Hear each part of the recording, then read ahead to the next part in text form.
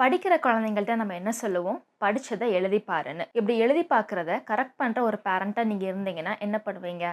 அவங்க பண்ண mistakes correct பண்ணி, அவங்க எத சரியா எழுதியிருக்கிறாங்களோ, அத அப்படியே கன்டின்யூ பண்ண வைப்பீங்க. இப்படி திருப்பி திருப்பி பண்றப்ப, அந்த ஹோல் ஆன்ஸரையுமே அவங்க தவறு இல்லாம சூப்பரா எழுதுவாங்க. இத நான் எது கூட கம்பேர் பண்ண போறேன்னா, ஒரு ஸ்பீச் தெரப்பி அல்லது ஆக்குபேஷன் தெரப்பி கூட்டிட்டு போற ஒரு பேரண்ட்டா நீங்க இருந்தீங்கன்னா, உங்க குழந்தைங்களோட மிஸ்டேக்ஸ் என்ன? அவங்க பண்ற சரியான விஷயங்கள் என்னன்னு உங்களுக்கு தெரிஞ்சிருக்கணும். அப்பந்தான் அவங்க மிஸ்டேக்ஸ நீங்க கரெக்ட் பண்ணி, அவங்க பண்ற சரியான விஷயங்கள நீங்க கன்டின்யூ பண்ண வைக்க முடியும்.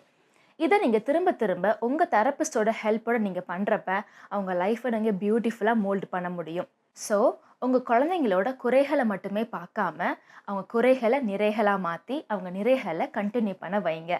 உங்க குழந்தைங்க மேல நீங்க வச்சிருக்கிற நெகட்டிவ் தாட்ஸ எடுத்து போட்டு பாசிட்டிவ் தாட்ஸா மாத்திருங்க.